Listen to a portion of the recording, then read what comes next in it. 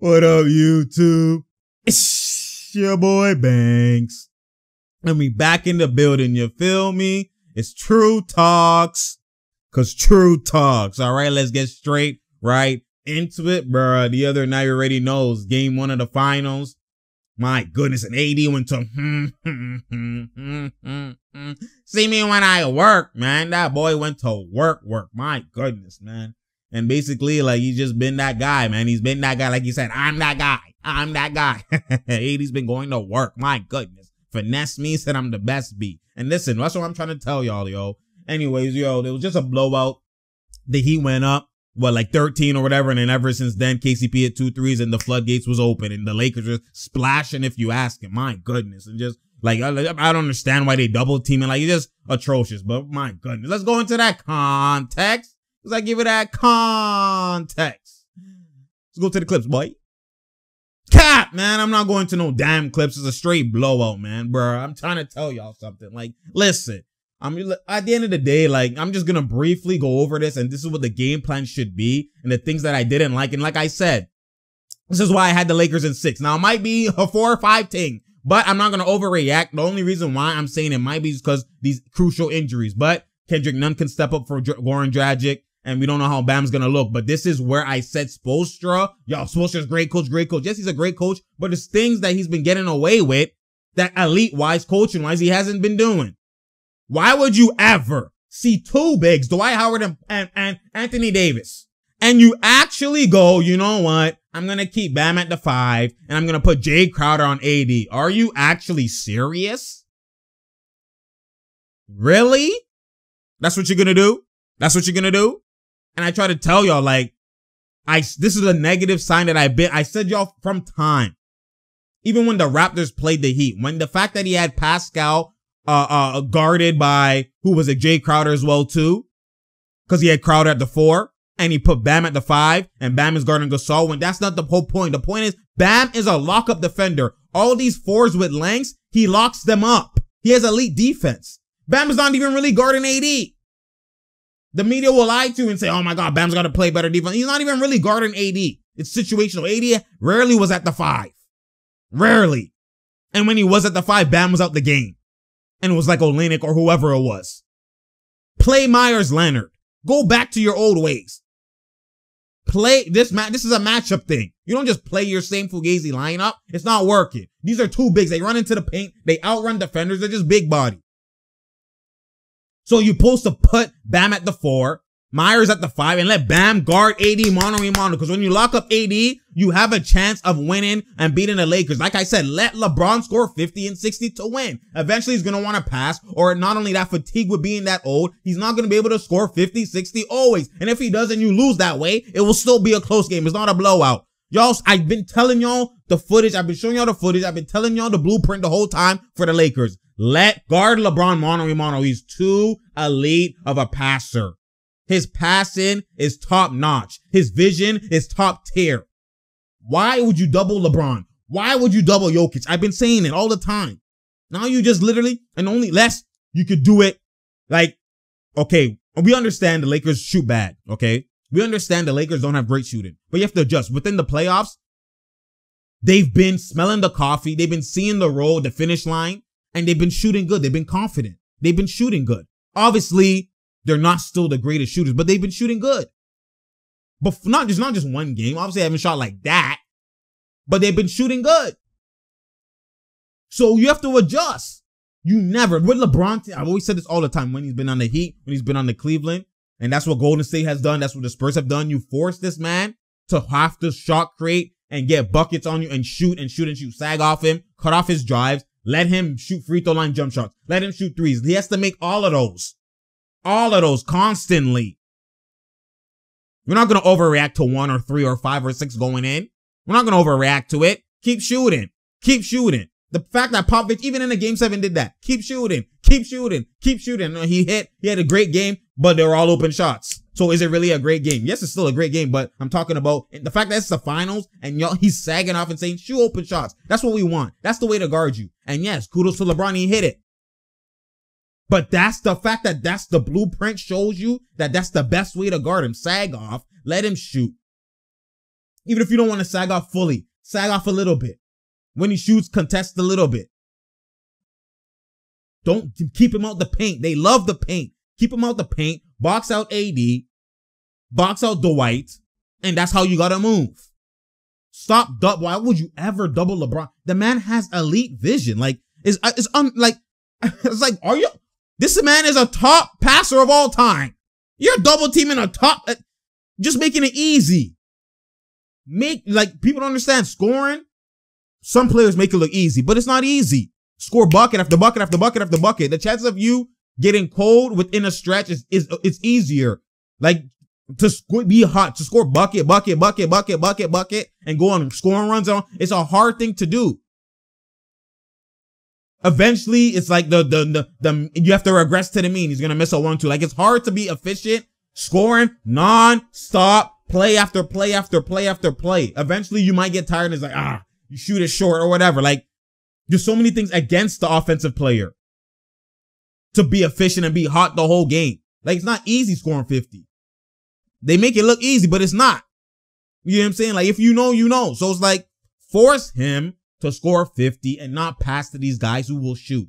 Again, now, the positive thing moving forward for the Heat is that the Lakers should not be shooting at that high clip. They might hit a 1-2, but at that high clip, so you can get away. Still don't agree with doubling OD, but sometimes if he blows by and get to the paint, you can help off the guy. If Dwight's right there, help off from OD, help off, force him to maybe drop it off or whatever the case is. Those shrinking the floor helps is okay. But at the end of the day, when you're shrinking the floor and you're gapping, when he passes it to a guy, you're still able to recover and contest because you're gapping. You're expecting he might pass there, but I'm close enough to contest. But when you commit to a aggressive double team, you're now automatically playing 4-on-3. So it's like you're just nice in mans. And then now Kuzma gets in and now AD backdoor cuts, handoff punch. Like, stuff like that. Like, you're just giving free points away. And like I told y'all, defense don't win championships. Defense sets you up, but offense wins championships. Offense and execution wins championships. Defense sets you up to do it. That's a myth. A straight myth. Because if I have great defense, but that team has great offense and great superstars, is there really great defense anymore? No, it's buckets. That's what I'm saying. So their execution beat my great defense. Yes. Yes. That's what it comes down to. Tough shot making. Tough IQ. Read and react it. All that type of stuff. So it's like, at the end of the day, like, that's the one thing, that's what I was trying to say too. This is why I was saying the Celtics are like they're better equipped to play against the Lakers. Cause at the end of the day, like, you're going to lock them up to a certain extent, but like transition and stuff like that. Like, you have to have offensive arsenal and weapons to actually succeed against the Lakers, which is why the Clippers looked as a great match because they have defense and they have offensive weapons, which is why, like I said, the Celtics are the East version of the Clippers, which is why they would be like the Clippers. I mean, the Celtics don't have to get stuck into double team situations because this is what happens when LeBron has it and they run a pick and roll. They don't want to switch. They don't want to switch because they have liabilities on defense. And that's what people have been missing. They've been looking at, they don't understand why the Heat go zone. Because if the Heat had great individual defenders throughout the whole cross the 5 players on the court, they would never go zone. That's why I try to tell y'all, like, mans go zone when that man isn't working. But the fact that they go zone from the jump and then they put Dragic and Duncan Robinson at the back of the zone there's a reason for that. And you don't hear any of the analytics talk about that. And analytics talk about that. Or the analysts talk about that. You know what I'm saying? And that's what I was saying with that. The Celtics, the fact that people are running zone against them is because they're so potent with one-on-one coverage and they're so unguardable that you have to go to those things. And that's a testament to how elite they are individually. And that's what I was trying to say when it comes to the Celtics. A lot of the times it was like, oh my God, look at him. Kemba did this and this and that. And I'm like, yo, they're in a zone. If you ran a zone all day versus some other players, they won't even be sniffing even close to what these guys are doing. They'll be cut off. And that's where I said it's on Brad Stevens as a coach. He didn't put them in positions in a zone because now it's not about your individual talent no more. When a zone is being run, it's about team offense. This guy has to be at the right spot. He has to be at the right spot. It's team offense. And that's where Brad Stevens was messing up. He didn't put Tatum at the free throw line. etc. But that's a different conversation. But like I was saying, basically, the Heat have to run a zone because they have weak defenders. They have Dragic, who's a weak defender.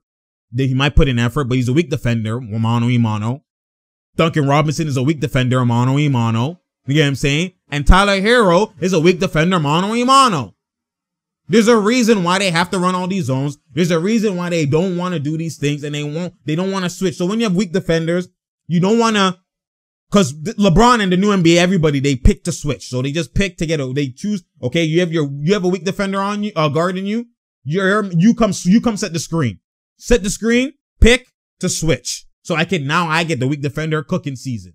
So it's being smart offense. There's no pride in anything anymore. None of that. It's just smart offense. That's what everyone wants to do, right? Because of analytics and all the media and all this stuff. So whatever. You want to do that, you want to do that. But because you don't want to pick to switch as a defender, oh my God, we don't want this weak defender on LeBron. We don't want Duncan Robinson on LeBron. We don't want Dragic on LeBron. We don't want Hero on LeBron. So now when they set the pick, the guy's trying to fight through, and then sometimes this guy has to hedge because he doesn't want to switch. He has to hedge and commit for a bit so he gets back there and then go back. So then you're caught in double team situations. There's miscommunication because, oh no, we don't want you to switch. Fight through. Hold till a minute. So then now you're caught double teaming until he gets back. And then when you release him, now he passes it before that. And that's what's happening. They're not trying to just double team him OD sometimes. Sometimes they're blitzing double team him. I'm talking about when they're picking. Celtics have, boy, Hayward can defend. Smart can defend. Even Kemba, when he switched on, he's shown, a lot of y'all, Kemba's bad defense. He's shown he can defend. He's not getting cooked. You know what I'm saying? Brown can defend. Tatum can defend. Even Tice can defend. So they just switch everything. Only one who might be weaker is Tice. They switch everything. That cancels all that shit. So you have to one-on-one. So that's why I was saying they're better equipped. Like Celtics have great perimeter defense, but what they were sussing was that when they don't score on offense wise and they don't score and they be sussing sometimes on offense and missing their shots or whatever, now it affects them coming back down. Now they miscommunicate. Oh, this guy switched and he didn't switch, and now there's lack of, just lack of energy and focus on defense at times, and that's when the Heat were able to capitalize, right? But the Lakers aren't doing that. The Lakers, they know, okay, when Duncan Robinson, like I was saying, Duncan Robinson comes off the screen, blitz that guy. Duncan couldn't even get a shot off. 3 shots. He couldn't even always have to jump and drop it down. Couldn't even get a shot off. And finally, when he got a shot off, is even though you're open, you're not really open because it's under the rest. There's magnitude on making a shot. Oh my God, I barely get a shot. Finally, I get a shot. I have to hit this. And you overthink. You're not shooting freely. People don't understand those little things that play towards the game that the stat sheet don't show. You know what I'm saying? And that's what I'm looking at. I'm like, I always knew with the Heat, like I said, they're going to struggle and go through droughts offensively because they don't have creators that can just get you a bucket. It's only Butler, and Butler even stops his creating because he's been playing within the team. Like, we have guys who can come off screens and ball movement and this and that. So he doesn't just ISO all the time. He does if he has to, but he doesn't resort to going through that. He has to get into that bag and do it constantly and successfully and at a high rate. He has to go into the Jimmy Butler from Chicago. That Jimmy Butler, that's what he has to do. He has to shot create at any time. Because in the finals, palms are sweaty. Like all this ball movement shit, it works to a certain extent. Once I switch everything and we aggressively switch everything, I cancel all that ball movement. The ball movement don't mean nothing. You're not open. You're never free. You have to create, beat me, then I have to help. Now I'm free. Creating doesn't mean it leads to a bucket with you. It leads to you beat this nigga, oh, a head fake, he jumps, draw the foul, or no, in and out, stop on a dime, step back, he's out the picture, blow by, now that guy's got to help kick to the corner. The creators, that's why I say by creators. It's not just buckets. You make it easier for your other guys because they got to help because you beat your initial defender. Guys who could beat their initial defender, whether it's beat him and get to the hole, whether it's cook him one-on-one, or beat him and someone else has to react, or now they have to pay attention to you, now a guy can backdoor, all that type of stuff. Creators. Focus. Our focus is on the creator. Stop that guy. That's what I mean. It's always about that. The Lakers have 2 of those, and one is in the game at all times. And you can see the difference. So now, adjustments, you're going to have to see Eric Spoelstra make a lot of adjustments. One of the main adjustments is I better see this too big shit. I better see it because they're getting abused in the paint. They're getting abused on the rebounds, getting abused all over. I better see no double teams on LeBron. That's the blueprint. No double teams on LeBron. Let Eagle guard him. Even when Eagle was guarding him, he wasn't scoring like that. You know what I'm saying? Butler was guarding him, wasn't scoring like that. It's all this double team shit and then transition. LeBron's gonna score, yes, but make it hard for him, mano y mano. Yes, to score 50, like I said. That's the adjustments I would make. And like I said, remember I told y'all, that zone shit, you can't run that zone shit for the Lakers. You can't run that zone shit for the Lakers. Lakers have two bigs. They just put one at the high post. They actually will put a guy at the free throw line. 80 will be at the high post, and then another guy on the block. You have one guy like bam guarding two bigs basically. Someone's in no man's land. Not only, and LeBron will pick poison with pass and vision, and he doesn't force threes. They don't just pass on the perimeter, shoot threes like the Celtics were doing that bullshit. Zone, you don't have to shoot people out the zone. It leads to shots a lot of the times, yes, but you can actually still attack the paint on the zone because mans are not guarding. They're guarding an area. They're not guarding a man.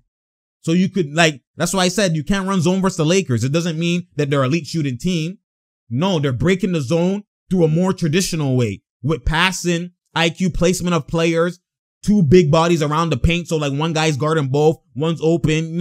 You see Dwight on transition, getting the ball. You step up to him doing handoffs. He's doing playmaking handoffs like a guard to 80 for punches. Like it's just that two big shit. That's what I'm saying. Like there's benefits to it that a lot of the league don't use. They don't utilize because they just look at, oh my God, small ball and the other teams who are elite potent wise with small ball or having like a KD at the 5 or a Draymond at the 5 because they're just elite on the perimeter shooting, not just shooting threes, get into the paint, spacing the floor, that now you have to, because of defense, you have to succumb to that and actually take out your big and go small too.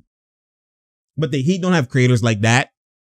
So when their small ball is more so just ball movement, like you can get away with Dwight guarding a crowd or something like that. He's not creating one-on-one. Like you don't have creators within your small ball. So I don't need to do that. I just can go with my bigs. You know what I'm saying? So you have to adjust to me. You have to adjust to me. And that's what I want to see what Spoelstra's doing coaching wise. You know what I'm saying? Because again, it still might be a closer game because you don't expect the Lakers to hit on all cylinders like that. But even if they weren't hitting on all cylinders like that, like just the dynamics of their defense and the dynamics of just, you know what I mean? Just the play style wise, like I was saying, I said, that's why the Lakers should win in 6 because just bullying the paint. That's why I didn't want the Heat to go to the finals. I wanted the Celtics because I want to see the best game, the best series. That's what I wanted to see.